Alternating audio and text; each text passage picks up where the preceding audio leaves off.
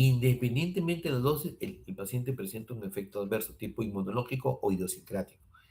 Esos son los más difíciles de manejar o de prever, porque dependen de la genética del paciente. Y como yo le digo, señora, mira, cuando el niño es alérgico a la penicilina, así usted le ponga 1 millón o le dé un microgramo, igual se va a morir, ¿no? O sea, no son dependientes. Las alergias no son dependientes de las dosis. Basta la pequeña fracción de acteno, la fracción proteica que se cae en la respuesta inmunológica y el paciente presenta pues ese efecto adverso. Entonces vemos ejemplos, dosis dependientes, son las más frecuentes, adiós, gracias, y se pueden prever. La gravedad depende de la dosis, es prevenible, no hay un determinante genético, el tratamiento es modificar la dosis y la mortalidad es muy baja. Pero miren, en dosis independiente, el factor genético.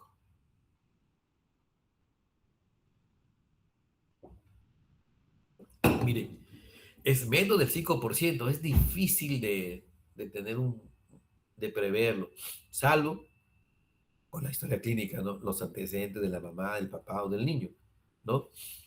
No depende de la dosis, no es prevenible o difícil, y hay un determinante genético. Que hay que hacer, descontinuar el medicamento, ¿no? Evitar su uso, y lamentablemente aquí la mortalidad es alta, ¿no? Después tenemos los dependientes de... Estoy con gripe. Salud. Gracias. Estos, ustedes creo que ya lo han visto en inmunología, los que dependen de la respuesta inmunológica, ¿cierto?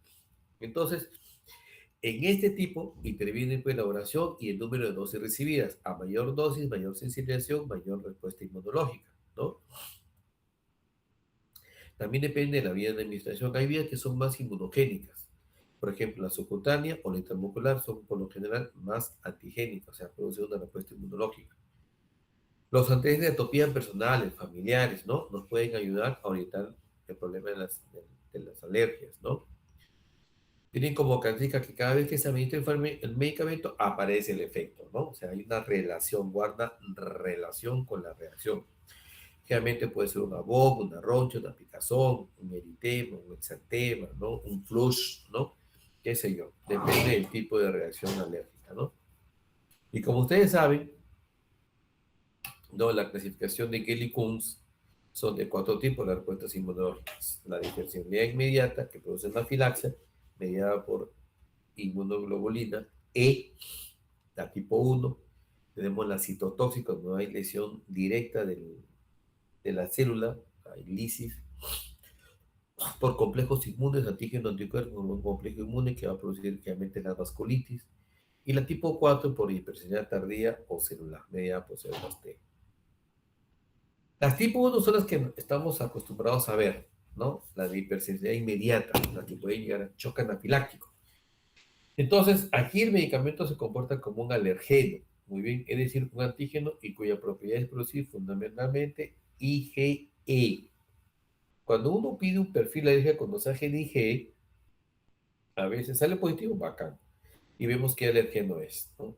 Pero a veces sale negativo y el paciente dice, doctor, no entiendo, mi hijito sale negativo. Sí, señora, pero acá estamos viendo IgE, pero hay otras respuestas inmunológicas no mediadas por IgE, citotóxica, inmunocomplejos y la tardía. Y ahí el paciente, pues, un poco que se desorienta, ¿no?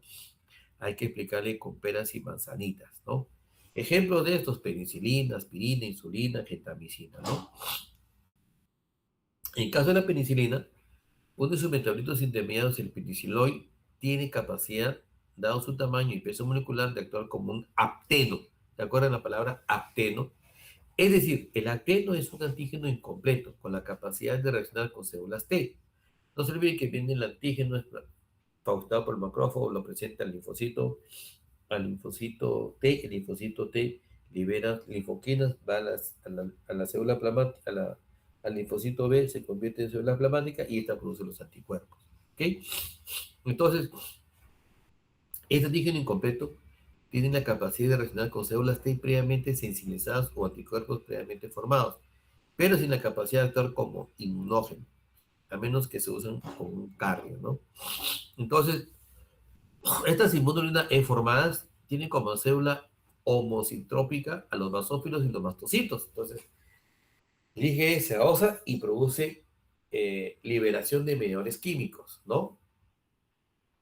Actúa como los PCR y desencadena una respuesta intracelular con liberación entonces de mediadores químicos proinflamatorios, como por ejemplo histamina, serotonina, factor de elevación de plaquetas, quininas, bradykininas, prostaglandinas. Por eso que en una reacción alérgica puede haber fiebre, ¿no? Fiebre, y el típico ABOM, ¿no? Cuyos efectos finales son entonces la vasodilatación periférica, la contracción del músculo liso, produciendo el cuadro clínico que va desde urticaria, muy bien, rinitis, broncoespasmo hasta el choque anafiláctico, ¿no? Es la famosa triada. Luego tenemos la respuesta inmunológica no mediada por IgE, o sea, citotóxicos. Aquí hay una lisis directa de la membrana celular. Entonces, el medicamento actúa con determinadas células, ¿no? En dos direcciones. Puede ingresar y modificar su cubierta celular con expresión de partículas antígenas o se adhiere a la superficie a través de los receptores, siendo ellos mismos partículas antigénicas, ¿no? En cualquiera de los casos, ¿no? El sistema inmune reacciona produciendo IgG, IgM. Ya sabemos que las inmunoglobulinas son G, A, M, D y E, ¿no? Entonces, en este caso, los que median la citotoxicidad es IgG, IgM. Muy bien. Tiene un efecto citolítico, quiere decir que destruye, ¿no? La membrana celular. Y esto puede ser en dos caminos, ya sea por activación del complemento en la lisis y fagocitosis o por acción directa de la inmunoglobulina con activación de polinas y lisis celular, ¿no? O sea, a través de la vía del complemento o en forma directa a través de polinas, ¿no? Ejemplos: metildopa, clorpropa. Metildopa es un antihipertensivo. Clorpromacina es un antipsicótico, penicilina es un antibiótico, beta-lactámico, que actúan produciendo lisis del glóbulo rojo. Entonces, si se destruye el glóbulo rojo, se llama anemia, producen anemia hemolítica. Aminoterinas, cefalotina, antibióticos, sulfas, el bacterin, ciclin, ¿no? Nombres comerciales, actúan sobre los leucocitos, lo que van a producir destrucción de ellos y eso van a producir agranulocitosis. Y otros distribuyen las plaquetas. Ejemplo, aspirina, quinina, difenhidrotamina, que son antihistamínicos, difenhidrotamina, que es un anticonvulsivante, y va a producir púrpura trombocitopénica, ¿no? Actividad citotóxica, ¿cierto? Voy a cerrar los mocos un ratito.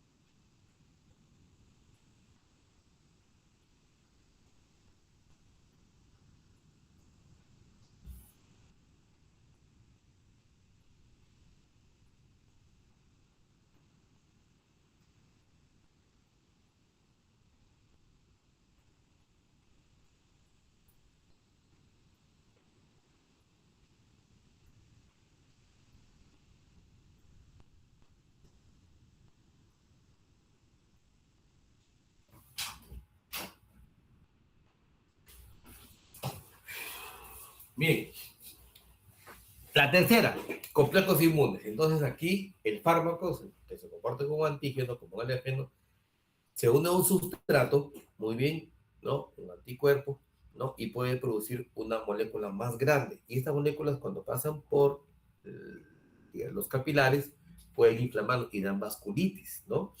Muy bien, estos se llaman complejos inmunes. Acá, ejemplo, si pasan a través del glomérulo, lo van a inflamar y van a haber una glomerulonefritis. Y el paciente va a tener insuficiencia renal aguda o orina con sangre o pérdida de proteínas. nefritis intersticial, una vasculitis, una artritis, hay dolores, hay artralgias, ¿no? Se inflaman los ganglios, ¿no? Que semejan a un lupus eritematoso, ¿no? Lupus light, ¿cierto? Muy bien. Ejemplo de vasculitis.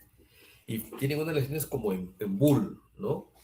Penicilina, las sulfas, eritromicina, nitrofurantoína, todas los imidazoles también, ¿no?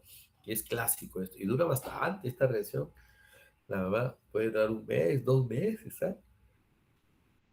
2 meses. Por eso hay que tener cuidado al momento de dar un antibiótico, ¿no? La hidralacina y la proquinamida van a modificar partículas nucleares, ¿no? Confiriéndole características antigénicas, produciendo anticuerpos antinucleares, ¿no? Y el síndrome de lupus Lyme, ¿cierto? También las personas que son acetiladores lentos con el uso de isoniazida y difenidantoína, ¿no? Isoniazida es un antituberculoso, y difenidantoína es la fenitoína, un anticonvulsivante. Tiene riesgos similares por aumentar los metabolitos tóxicos, ¿no? Y por último tenemos la cuarta reacción inmunológica, muy bien, o hipersensibilidad tardía o celular, por linfocitos T, ¿cierto? Muy bien. Entonces, estas moléculas que tienen grupos sulfidrilo y amino crean una sensibilidad linfocitaria con liberación de linfoquina. Ejemplos, ¿no? Antihistamínicos locales derivados del ácido paraminobenzoico, derivados mercuriales, ¿no? Y lo que van a ver es un eczema o dermatitis de contacto, ¿no? Y por último tenemos un fenómeno que es bien bravo, ¿no? Que se llama fenómeno idiosincrático. Esto no está escrito en la literatura del fármaco, en la farmacopea, es raro. Entonces, es algo anormal. Entonces, aquí, y tiene un determinante genético. Entonces, hay una extrema sensibilidad a dosis bajas, por ejemplo, o hay una sensibilidad extrema a dosis altas, ¿no? O sea, es decir, hay una respuesta diferente, ¿no? Se llama efecto idiosincrático. Cualquier fármaco puede tener este efecto idiosincrático, ¿no? Bien, vamos a ver entonces los efectos adversos dependientes ahora del fármaco. Entonces aquí puede haber una alteración de los metabolitos por defectos enzimáticos genéticos, ¿no? Una acción por fijación irreversible del fármaco a metabolitos o macromoléculas tisulares o por anomalías del receptor farmacológico, ¿no? Genéticamente determinadas, ¿no? Por ejemplo, alteraciones enzimáticas, que lo vemos, ¿ah? Celulosa sérica anormal, produce en personas con dicho efecto que quieren succinilcolina, que es un anestésico, es un bloqueador neuromuscular despolarizante, produce apnea, paro respiratorio. En el alto piro tenemos yapatera, sol, ¿no? Bastante, digamos, descendientes afro. Entonces, ellos tienen un polimorfismo genético, ¿no? Que expresan una deficiencia de la glucosa 6-fosfato deshidrogenasa. Muy bien. Y así les dan primáquina, producen hemólisis, ¿no? Otro, las personas con déficit de enzimas precursoras de porfirina. Hay una película, vean ustedes, La locura del rey cuarto, creo que es Enrique cuarto, de Inglaterra. Tenía porfiria. Entonces hacen crisis de porfiria aguda cuando ingieren cualquier de los fármacos que aumenten el metabolismo de la porfiria. Como por ejemplo, ¿no? La alteración de N-acetiltransferasa divide la población dentro de grupos de aceleradores lentos y aceleradores rápidos, herencia autosómica dominante. Los aceleradores lentos utilizan isoniazida, hidralacina y sulfonamida. Podrían padecer estos pacientes polineuropatías, como el Guillain-Barré o lupus, ¿no? O discrasia sanguínea, ¿no?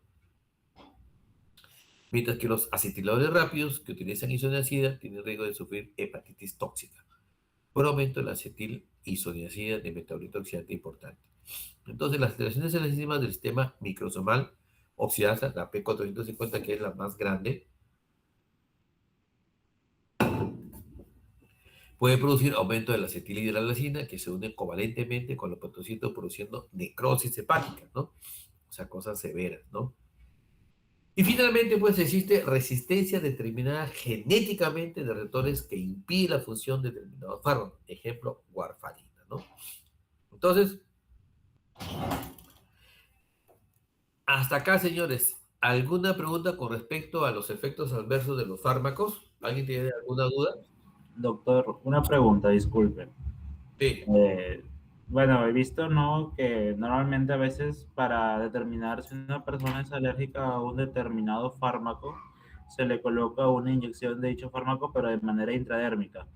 Mi duda es la siguiente, más o menos, ¿qué tipo de sensibilidad, ¿no? De reacción alérgica nos permite ver esa prueba? Si es tipo uno, tipo 2, tipo 3, tipo 4, o todas, o cuál, o cuáles exactamente, ¿no?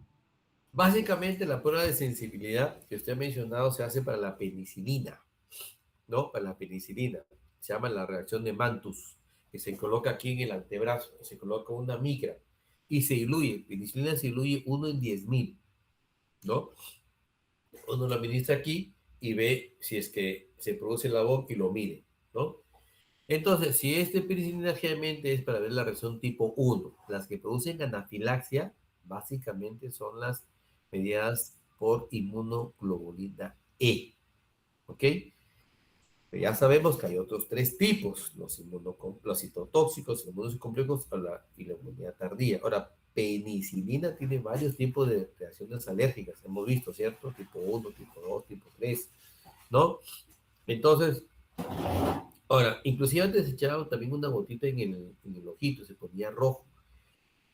Pero tenemos algunos pacientes que tienen una hipersensibilidad extrema y que con la administración de la penicilina intradérmica hacen shock anafiláctico y se mueren. Entonces, la prueba ya está un poquito dejado de lado, ¿no? Pero es para ver tipo de anafilaxia, la tipo 1, ¿ya? Muy bien, buena Listo. pregunta. Otra pregunta que tengan de efectos adversos.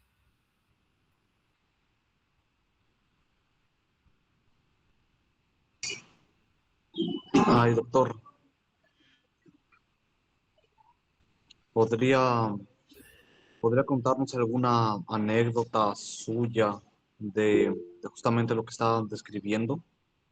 De Bueno, los, sí, un paciente que se aplicó una prueba de hipersensibilidad y hizo shock anafiláctico y se murió, ¿no? Un abogado, ¿no? Y ya tenía inclusive ingresos por cuidados intensivos, ¿no?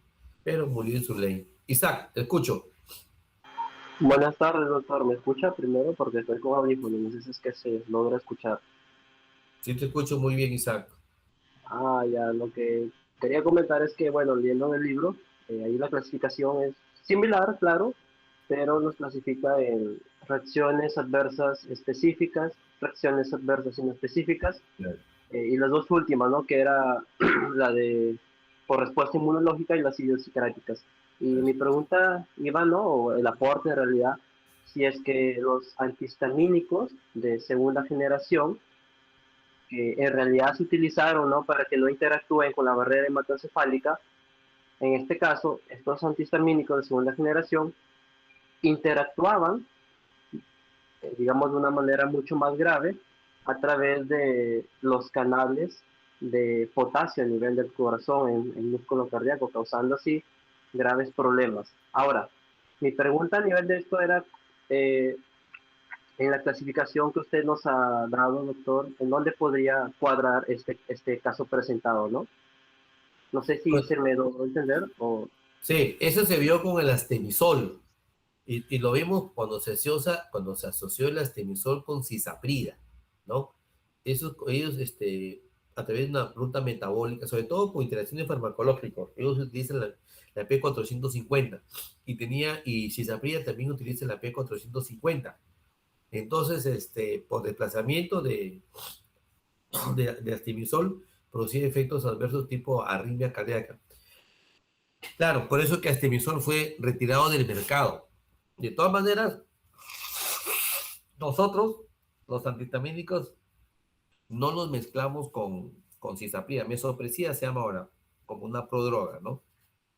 Eso en algunos casos es más por interacciones farmacológicas, ¿no? Pero Sí, hay varios tipos de clasificación, ¿no? Y normalmente las inespecíficas, el problema de las inespecíficas es que tienen ligado pues un problema de determinante genético, ¿no? Son difíciles de prever, ¿no? Para la dosis independiente, ¿no? Muy bien, muy bien. En todo caso, cuando nosotros tenemos un efecto adverso, señores, tenemos que registrarlo. Ese registro de los efectos adversos se llama farmacovigilancia, ¿no? La farmacovigilancia. Entonces, es la recolección y registro y evaluación sistemática de la información concerniente a efectos adversos de los fármacos, ¿no? ¿Ok? Entonces, lo que busca es detectar en forma temprana, muy bien, determinar si hay una asociación entre lo que estoy viendo, efectos adversos, y el fármaco, ¿cierto? Muy bien, y por último, determinar las prevalencias, sobre todo las más severas. Y bueno, el registro sencillo es número de pacientes que presentan la reacción sobre el total de expuestos al medicamento, ¿no? Estadística fácil. Y el método de recolección sobre los efectos adversos generalmente es una comunicación espontánea, ¿no? A los centros nacionales de farmacovigilancia. La idea es que estos centros nacionales estimulen al médico, solo que acá el problema, tú reportas un efecto adverso y después te cae la fiscalía, el juez, proceso de investigación. Entonces a veces los médicos a veces no se animan a reportar, ¿no? Y el otro es que hay una variedad de efectos adversos, que hay que investigar si realmente están asociados al fármaco o es por otra variable. Suecia, Reino Unido tienen un excelente sistema, ¿no? Entonces, no están diseñados para, por ejemplo, no hay ventaja para proveer información sobre el número de prescripciones. Y depende, como le vuelvo a repetir, de la motivación del médico. Tenemos, por ejemplo, cuando yo tengo un fármaco en el mercado y quiero investigarlo, ya pues, hay métodos un poquito más científicos, como por ejemplo el estudio de una corte, ¿no? Que a una corte, que, o sea, quiere decir un grupo de poblaciones, una muestra de esta población que tiene que tener inclusión, yo lo someto a un tratamiento y le hago un seguimiento, un estudio de corte, ¿no? Este le permite, pues, objetivizar mejor los efectos adversos en esta cohorte. Lo vamos a ver, por ejemplo, tenemos una cohorte de pacientes expuestos al dengue y no expuestos al dengue que van a ser sometidos a la vacuna. Y vamos a ver la seguridad, o sea, qué tan, o sea, dos cosas van a evaluar ahorita en ya fase 3B. La seguridad, es decir, si presentan efectos adversos, ¿sí? Y lo otro es la seropositividad, o sea, por cuánto tiempo da inmunidad a la vacuna, ¿no? Entonces, muy bien, estos estudios de corte tienen bastante aceptación. La desventaja es que generalmente son pacientes hospitalizados, ¿no? Y a veces no permite extrapolar. Otra forma de investigar estudio casos de controles, que es un estudio, la corte es un estudio prospectivo, longitudinal. Este es un estudio retrospectivo. Y el problema que tenemos con los estudios retrospectivos es la calidad de la información que se registra en la historia clínica, ¿no? Pero también determinamos una asociación, por ejemplo, como yo lo decía, el grupo Cochrane, que hubo una presentación inusual de muertes súbitas y empezó a revisar pues, las muertes sistemáticas que se producían a nivel mundial. Y ellos encontraron pues, que había en este grupo, y con su grupo control, había un grupo que había utilizado, ¿no? Astemisol, todo un resfrío común, pero que también tenía reflujo y habían utilizado cisaprida. Y encuentra una interacción farmacológica que era responsable de la muerte súbita, ¿no? Entonces, ese fue un modelo tipo caso control, ¿no? Muy bien. Otro, por ejemplo, el caso típico que nace a raíz de ese caso, nace pues los principios de Helsinki. En la época de los 60, creo fue, sí, los principios de Helsinki se emitieron creo como en el año 68.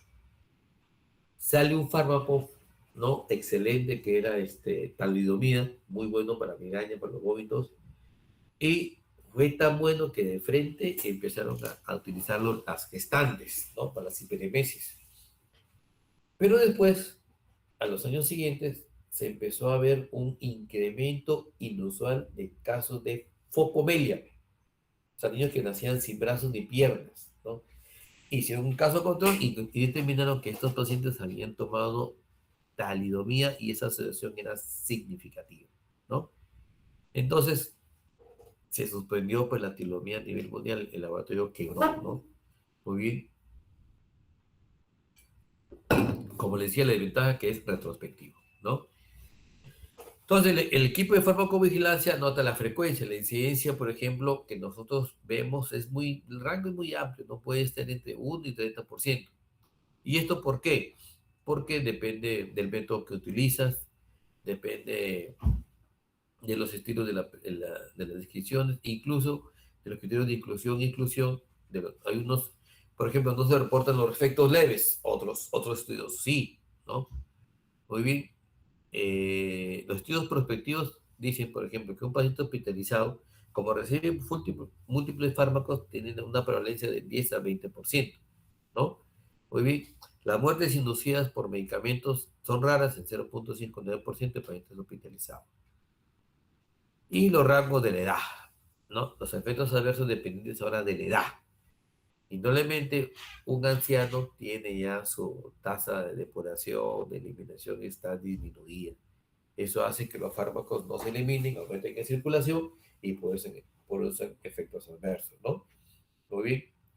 Por otra parte, los ancianos tienen enfermedades, tienen varias comorbilidades, tienen hipertensión, diabetes, prediabético, ¿no? Reumatismo, qué sé yo. Muy bien. Y eso hace que utilicen polifarmacia y mayores efectos adversos, ¿no? Por otro lado, los recién nacidos que nacen con una inmadurez a nivel hepática y a nivel renal. Entonces, eso puede alterar la biotransformación, tener más metabolitos tóxicos y tener pues, toxicidad. Con respecto al sexo, ¿no? Hemos visto, por ejemplo, ¿no? Los efectos hormonales, ¿cierto? Muy bien. A veces es diferente, ¿no? Muy bien. Y hay que demostrar esa asociación. Otros factores. Terapia con múltiples medicamentos, generalmente vamos a hablar de las interacciones medicamentosas, a mayores fármacos, mayor interacción, mayor riesgo de efectos adversos, ¿no? Pacientes con enfermedades alérgicas, ¿no? RAM previa, ¿no? Tiene probabilidad de mayor enfermedad que padece el paciente, ¿no? O sea, las comorbilidades, ¿no? Y lo que tenemos que evaluar cuando uno hace farmacovigilancia es decir, si este efecto es por el fármaco o este efecto es por la enfermedad. Ahí a veces es difícil, ¿no? Muy bien. Eh, hay que determinar la causalidad ahí, ¿no? Por manifestaciones inespecíficas, el medicamento sospechoso se administra junto con otros, ¿no? Los efectos clínicos adversos son difíciles de distinguir de la enfermedad. Doctor, pero, ¿cómo sé yo si es un efecto adverso o es parte de la enfermedad? Uy, cuando hay un exantema viral. Bueno, señor, en el dengue hay exantema viral cuarto o quinto. No creo que sea el paracetamol, sino es la misma enfermedad, ¿cierto? Entonces, tenemos que conocer también la presentación de las enfermedades. Entonces, un efecto adverso puede ser probado, probable, posible o dudoso. ¿Cuándo es probado? Cuando una relación de doy el fármaco y veo el efecto adverso. El patrón de respuesta es conocido. O sea, ¿verdad? Doctor, cada vez que tomo medicamento me enroncho, me pica el cuerpo. Conocido, ¿no? Y mejora cuando suspendo el fármaco y reaparece cuando doy nuevamente el fármaco, ¿no? Y no se puede explicar por las características de la enfermedad. ¿Cuándo es probable? Hay una relación temporal, o sea, yo doy el fármaco y aparece el efecto, el patrón de respuesta es conocido, mejora suspender, pero no después de la readministración. Oye, ¿qué pasó acá? Entonces, de repente hay un factor no relacionado con el efecto adverso, sino externo que tenemos que investigar, ¿no? Posible, hay la relación temporal, pero puede o no seguir un patrón de respuesta conocido, ¿no? Y se puede explicar con las técnicas de estado clínico del paciente. Y dos, el evento está más probablemente relacionado con otros factores que, que por el medicamento mismo, ¿no? Entonces hay varias escalas de probabilidad, ¿no? Muy bien, que es un cuestionario, muy bien. Y hay varios puntajes acá, ¿no? Menor de 4, evento no relacionado, mayor de 3, evento definitivamente relacionado con el fármaco. Es un cuestionario, ¿no? Se llama Bardi. Es un instrumento basado en teorema de Bayes. Ustedes saben el teorema de Bayes, ¿cierto? Es decir, ¿qué probabilidades hay de que si yo me pongo paraguas, sí o no, 50-50, y hacen el teorema de Bayes, ¿no? Muy bien, para tratar de determinar la causalidad, ¿ok? Autodeterminante se evalúa mediante estudios de animales en seres humanos. Los estudios en animales no siempre predicen la toxicidad en seres humanos, es un modelo animal. El incremento de la eficacia y seguridad de un medicamento después de una variedad de factores, siendo los más importantes la frecuencia, el mecanismo de toxicidad, el tamaño de muestra requerida y la metodología que se emplea en el estudio, ¿no? Entonces, en farmacovigilancia es necesario mejorar los sistemas de farmacovigilancia a pesar de las dificultades inherentes, ¿no? Para evitar las funestas consecuencias de las reacciones adversas a los medicamentos, ¿no? Pregunta de farmacovigilancia, muchachos. Pregunta de farmacovigilancia. Ya se me están durmiendo. Por eso no me gusta la virtualidad, porque se ponen a dormir, se ponen a jatear, se ponen a cocinar. A ver, prenden las cámaras. A ver, pregunta de farmacovigilancia. ¿Han participado ustedes de algún estudio de farmacovigilancia? Chicos. Luciano, un aporte, un comentario. Doctor, una pregunta. ¿Se me escucha? Sí. Cuando habló del caso de la talidomida, usted mencionó que era muy efectiva, ¿no? Prácticamente para combatir los vómitos durante el embarazo. Entonces, mi duda, doctor, era, pues luego cuando se descubrió que causaba focomelia, todo eso, entonces, ¿no se hicieron las pruebas en embarazadas porque era tan efectiva o sí se hicieron las pruebas en embarazadas? ¿Cómo No, fue la cosa, doctor? no se hicieron. A ¿No se raíz de eso hicieron? salen los principios de Helsinki, allá Ya. por los años, por la década del 60. Antes no existían los principios de Helsinki. Entonces, Entonces los fármacos bajen eran... ustedes en internet los principios de Helsinki. Entonces, Ya. a raíz de eso salen los principios para investigaciones en seres humanos y los comités de ética y la investigación, ¿no? Justamente a raíz del caso de talidomida. No se hizo, pues. Sí, Clover. Doctor, buenas tardes. Una consulta. Ahí estoy prendiendo mi cámara. No sé, no prende. Ahí está. Ahí se te ve, Clover, ahí se te ve. Sí, con respecto a la farmacovigilancia, estaba pensando que en la práctica clínica, por ejemplo, en el hospital, si por ejemplo se administra un medicamento a una persona, ¿cómo saber exactamente que el efecto adverso es por causa del medicamento que se administró? Porque puede la persona en el hospital o en su casa, por ejemplo, estar también automedicándose o recibiendo otra medicación prescrita y podría haber ahí un cruce, ¿no? Tal vez pienso yo, me imagino que esa digamos, duda, prevalece en los médicos como para no animarse a informar, porque no hay una seguridad, digamos, fuerte sobre si el fármaco sería el causante de dicha reacción. Hasta podría ser no solamente con otro fármaco, sino tal vez con una tipo de comida que ingirió. No sé, creo que hay un espacio todavía de duda. No sé, ese es mi a ver. Sí, así es, Clover. Lo que desanima a que los médicos reporten los efectos adversos, aquí vamos a hablar de interacciones, ¿no? Es que ahora todo lo ven mala praxis, ¿no? Pero usted le indicó ese fármaco, usted sabía que iba a producir efecto, ¿por qué lo indicó? Entonces, eso desmotiva, ¿no? Y acá, pues, en el sistema judicial, oye, pero si yo estoy informando, o sea, yo he dado el medicamento porque este medicamento, produce enfermedad, por que hay un efecto adverso, bueno, lo tengo que reportar, eso no es mala praxis. El problema es cuando el efecto es letal, ¿no? Ahora, igual te ganas un juicio, pero te defiendes, ¿no? Muy bien. En los hospitales hay un reporte, hay una normativa para reportar los efectos adversos, y Digemit tiene un formato amarillo.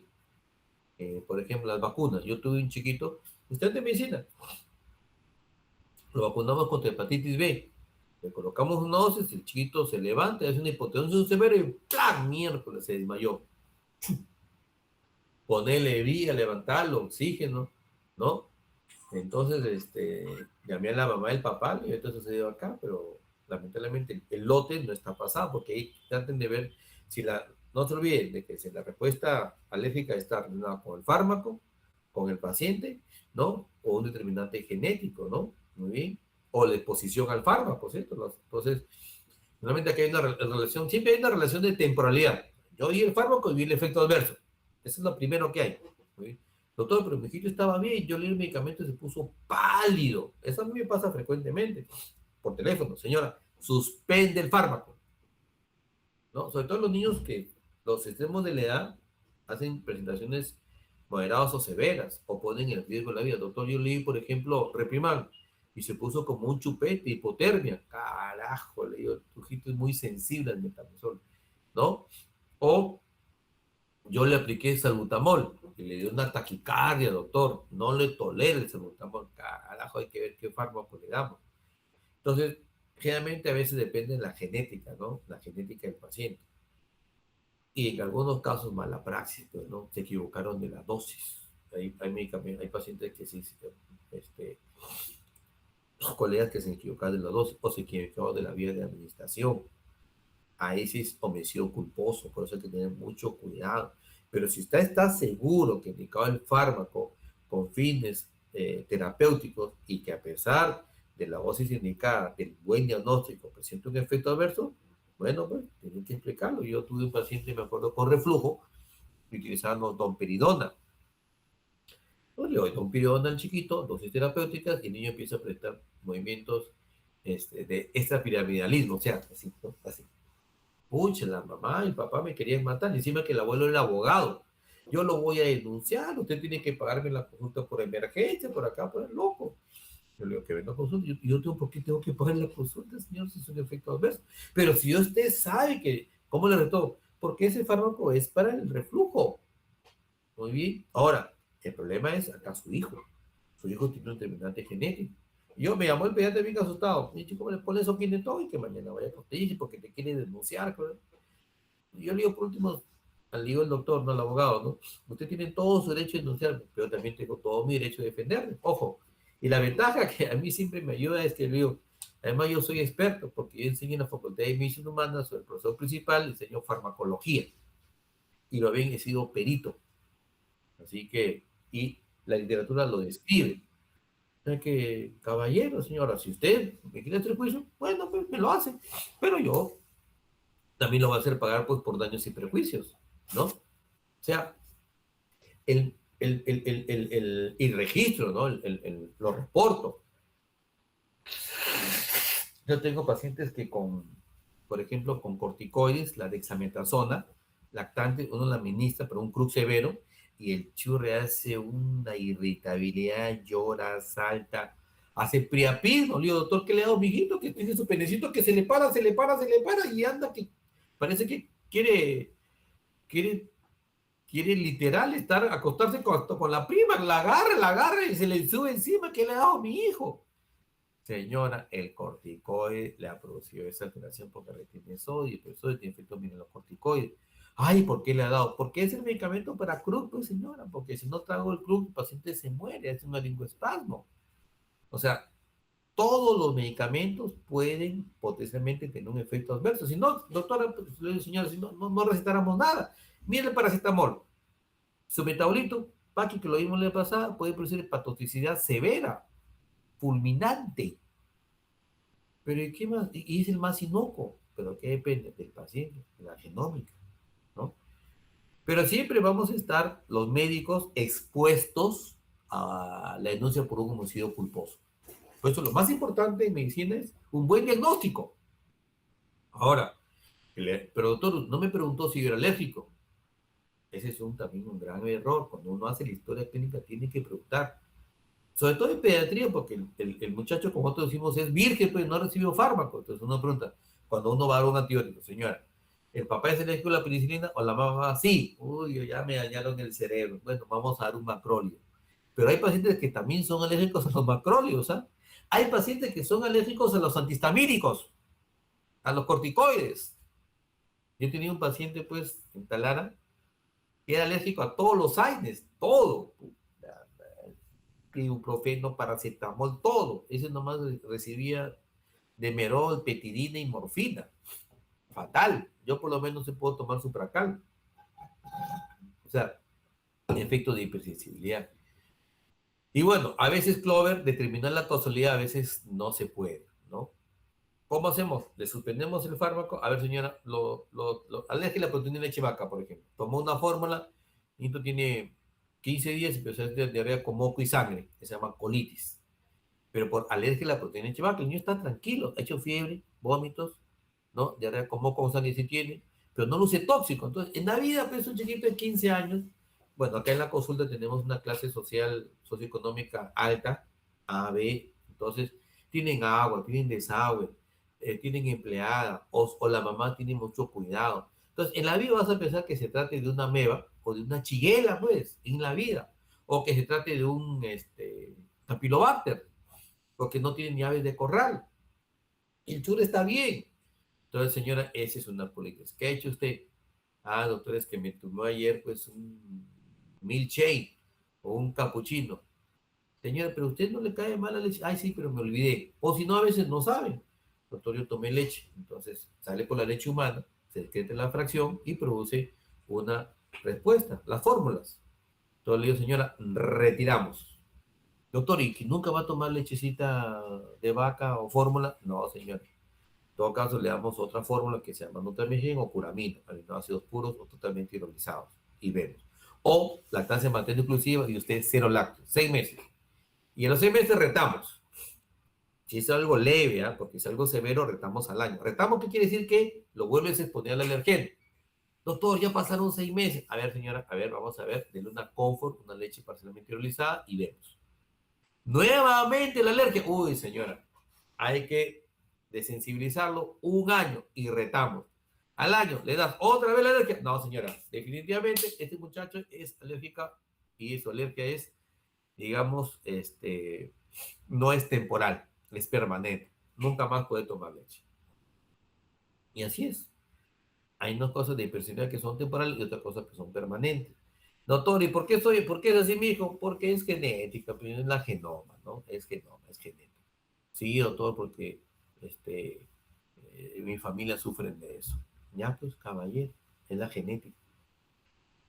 Sí, pues, Clover, entonces, sí, eso es un problema, los efectos adversos. Lo más importante es, por eso les digo, muchachos, que hagan una historia clínica, una buena anamnesis, una buena investigación de los antecedentes personales, ¿no?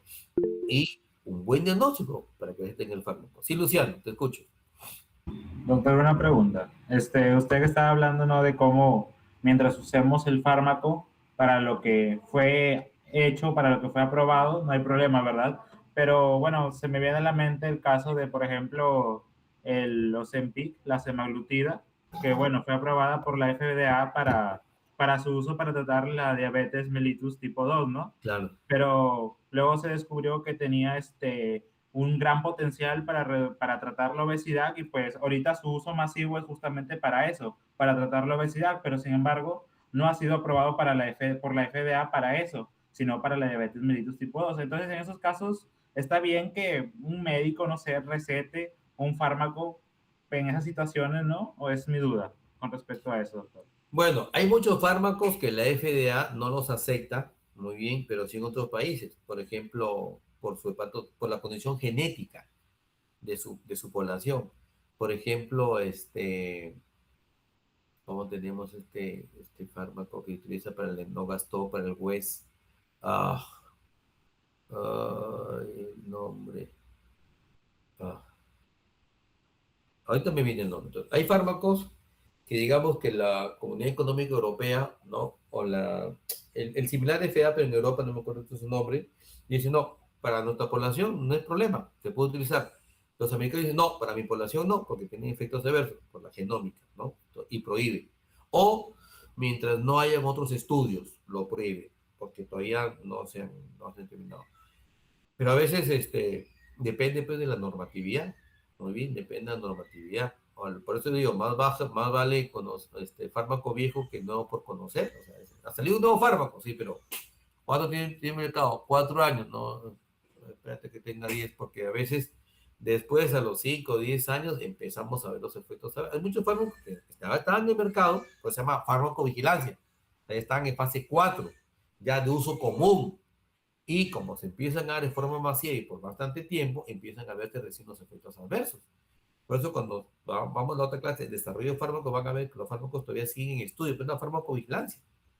Entonces hay fármacos que se dieron, que estaban muy bien y después empezaron a presentar efectos adversos o cuando se asociaron con otros fármacos o en condiciones especiales. Talidomida nuevamente se vuelve a emplear, pero pacientes con cáncer, creo que cáncer de mama. Muy bien. Cisaprida, normalmente, pero como por droga, mesoprida. Entonces, en el tiempo, según la exposición, los fármacos también pueden presentar efectos adversos. Por eso se llama farmacovigilancia. O sea, la farmacovigilancia no para. O sea, yo puedo tener un fármaco, ¿no? Imagínate, había una pandemia de COVID y de repente esa pandemia de COVID alteraba nuestra genética y nuestros hijos podrían tener algún o un tipo de genoma diferente y eso hacerles susceptibles para un determinado fármaco que ya estaba en el mercado.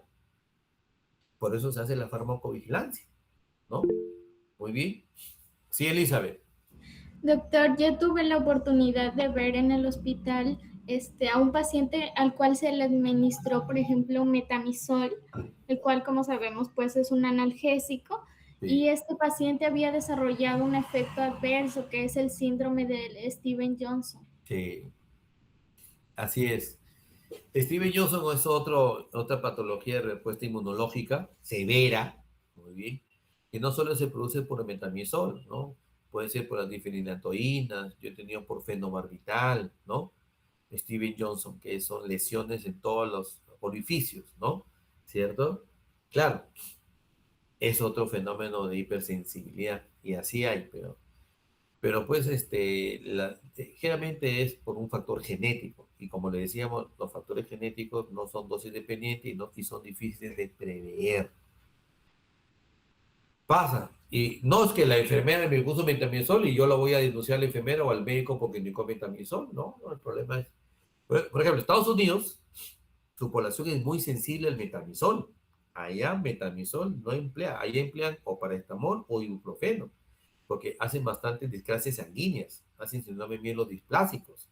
En cambio, acá en el Perú utilizan metamizol como agua, ¿no? Entonces, o el cloranfenicol, Estados Unidos un cloranfenicol, ¿no? Es algo que sea pues extremadamente estudiado, porque ellos hacen bastante hipoplasia, síndrome mielodisplásicos, hipoplasia medular.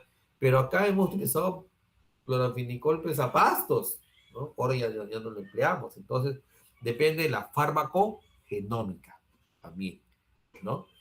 Yo tuve un paciente precisamente con síndrome mielodisplásicos, me acuerdo que de metamizol, era nieto de Estudios Carrasco, y con fiebre persistente por Coxsackie, y la mamá se desespera por la fiebre, doctor, sigue con fiebre, señora, va a tener fiebre 5 días, cada 3, cada 4, dele Panadol, doctor, pero ya tiene más de 3 días, más de 3 días puede producir hepatitis fulminante, el Panadol, medio físico, doctor, lo voy a antalgina, ya, pues, demos la antalgina, que es igual, metamizol no me comercial antalgina, Reprimand, la antalgina ahorita no hay en el mercado, ¿eh? Entonces, y cuando me ven el chiquito, pues a veces son Kawasaki, por ejemplo, ¿no? Me viene a ver y me dice, doctor, yo lo veo mal. Si lo vi pálido, yo pues al niño, tenía 3 años, lo veo pálido, tomo un hemograma, paso, tomo un hemograma en síndrome mielodisplásico. O sea, que todas las alteraciones hematológicas, leucocitosis, todo miércoles.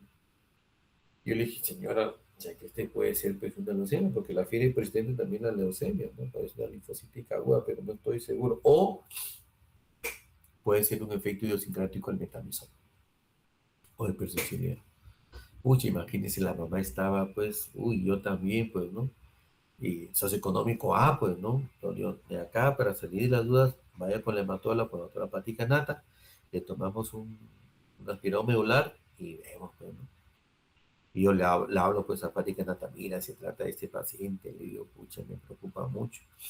Fue de Pati Canata, felizmente no fue una leucemia, ¿y qué fue? Efecto adverso, metamizol. Nada más, y yo por eso metamizol. No, señora, carajo, porque una vez, Clover, una vez que te pasa, ya quedas marcado, pues, dice, pucha, no. Con penicilina también, ¿no? Con penilbenzatínica, ¿no? Bueno, y bueno, pero ese es el riesgo, por eso muchachos, hacer una muy buena historia clínica, hacer un buen diagnóstico y no utilizar fármacos por las puras, ¿ok? Si yo sé que es viral, ¿por qué le voy a dar un antibiótico? Muy bien. Si yo sé que la fiebre va a bajar si o sí en 2 o 3 días, ¿por qué lo da metamizol? O hay pacientes con ibuprofeno que ustedes no empiezan a sangrar, ¿no? Caso de mi hija, por ejemplo, ¿no? En mi caso yo no tomo ibuprofeno, yo me enroncho. Muy bien. Entonces, hay que tener en cuenta eso. Y por último tenemos las interacciones medicamentosas, ¿no? aquí el objetivo de, ¿por qué utilizar dos o más fármacos? Porque a veces con un solo fármaco yo no puedo controlar la enfermedad, ¿no? Entonces, ¿de qué va a depender que utilice un fármaco? De la patología. Por ejemplo, una hipertensión, se puede utilizar un solo fármaco, ¿muy bien? En cambio, una insuficiencia cardíaca, a veces yo quiero manejar la precarga, le doy un diurético, la carga, le doy un digitálico, la postcarga, un vasodilatador. Mira, ya estamos ahí en 3 grupos farmacológicos para lograr alcanzar el objetivo terapéutico que es controlar la insuficiencia cardíaca. Los pacientes con procesos infecciosos, los quimioterápicos, con una tuberculosis, ¿no? Yo tengo que emplear, ¿no? De primera fase, de segunda fase, hasta 6 fármacos, de malaria, 1 o 2 fármacos, ¿no? El problema entonces cuando yo utilizo múltiples drogas, ¿no? Para obtener una ventaja terapéutica, también puede incrementarse los efectos adversos. También pueden incrementarse los efectos adversos. ¿Ok? Muy bien. Si alguien tiene duda, me avisa un delegado, ¿ya? Ok, doctor. Entonces, acá las interacciones farmacológicas, es decir, pueden ser de varios tipos. Por ejemplo, de potenciación. Es decir, una droga puede alterar la intensidad de los efectos de la otra droga. El resultado de esto es que o incrementa o disminuye el efecto de una o de ambas drogas, o aparece un nuevo efecto, o sea, modulan una nueva reacción. Muy bien. La frecuencia, bueno, de las ventajas y las desventajas de las interacciones es desconocida. Se estima 3-5%, algunos estudios 20%, ¿no? Entonces el médico tiene la obligación de conocer los efectos y las probables interacciones, ¿no? Y tienen que, en algún caso, tener un comité farmacológico a nivel hospitalario. Las interacciones pueden darse, ¿se acuerdan? En las dos corrientes de la farmacología, tanto en los procesos de farmacocinética como los de farmacodinámica, ¿no? Es decir, hay dos fármacos que interactúan y pueden estos tener una interacción a nivel de la absorción, distribución, metabolismo, excreción, o en el mecanismo de acción, ¿no? Una interacción importante, droga-droga, adversa, ocurre cuando uno de ellos sería pues de alta toxicidad y de bajo rango terapéutico, ¿no? Entonces puede ser importante si la enfermedad también a controlar también es seria, ¿no? Hay que tener en cuenta. Entonces, ejemplo de algunas farmacocinéticas, por ejemplo, en la absorción, ¿no? Muy bien, y también depende de la condición. Por ejemplo, la liberación de la droga al torrente sanguíneo puede ser alterado por, digamos, por interacción físico-química en la absorción. Compatibilidad, por ejemplo, la destroza. La filituina es un anticonvulsivante, pero si usted lo mezcla con la destroza, quela y no va a tener efecto. Muy bien. Los antiácidos con los tetraciclinas. Muy bien. No se absorben las tetraciclinas. ¿Ok? La colesteramina inhibe la absorción de tiroxina, glucósidos cardíacos, warfarina y corticoides. Otras interacciones en la luz intestinal, indirectas y complejas. Los antibióticos alteran la flora. Como consecuencia, ¿no? No hay flora, no hay síntesis de vitamina K y causa una disminución de los efectos de los anticoagulantes orales, ¿no? Warfarina. No, existen drogas que son metabolizadas entonces por la flora también intestinal, como el caso de la digoxina. No hay flora, entonces no hay efecto. Hay mayor cantidad de digoxina y puede haber efectos adversos. En la distribución, ¿no?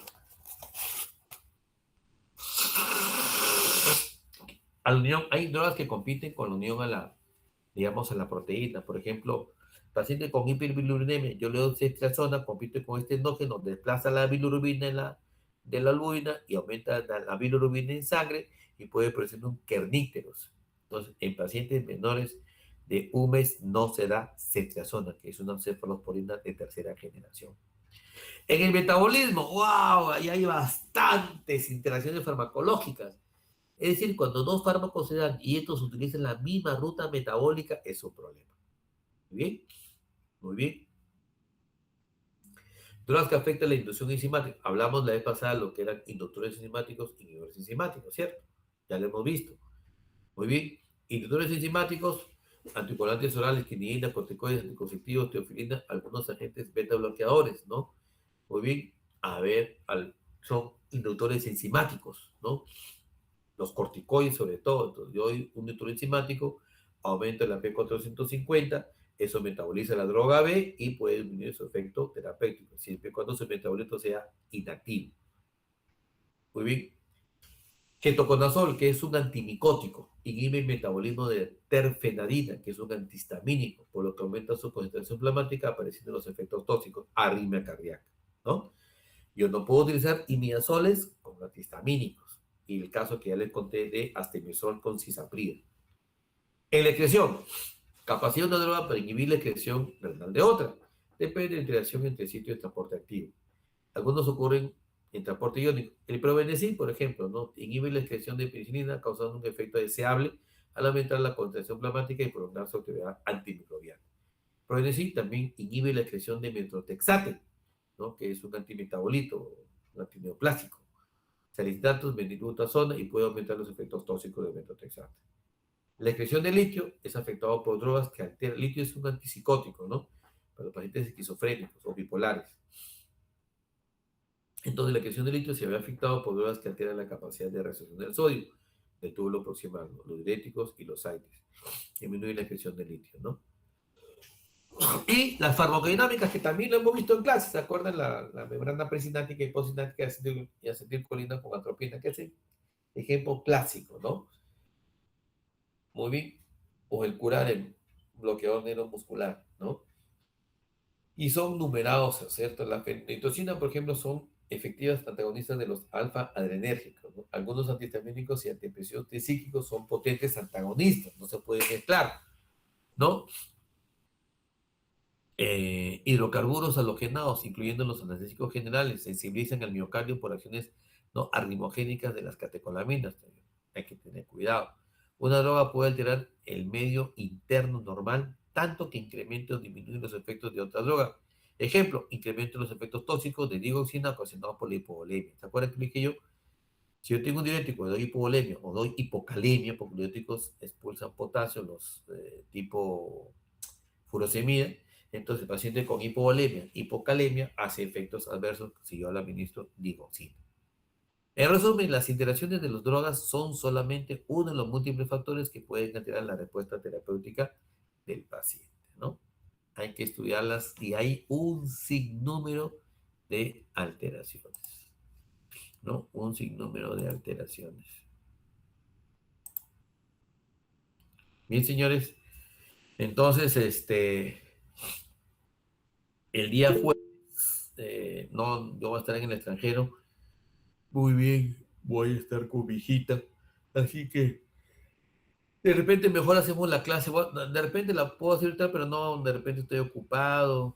Es problema de comunicación. Mejor la clase de desarrollo de nuevos fármacos lo vemos el día martes con el trabajo de investigación, ¿no? Al azar sacamos algunos trabajos para ver cómo están, ¿ya? Listo, doctor. Muy bien. Entonces, señores, Sí, doctor, muchas gracias. nos vemos, cuídense, nos vemos el día martes de la próxima semana, ¿no? Muy bien. Hasta luego, doctor. Hasta luego. Cuídense. Hasta luego. Cuídense. Me manda la lista. Cuídense. Hasta luego, doctor.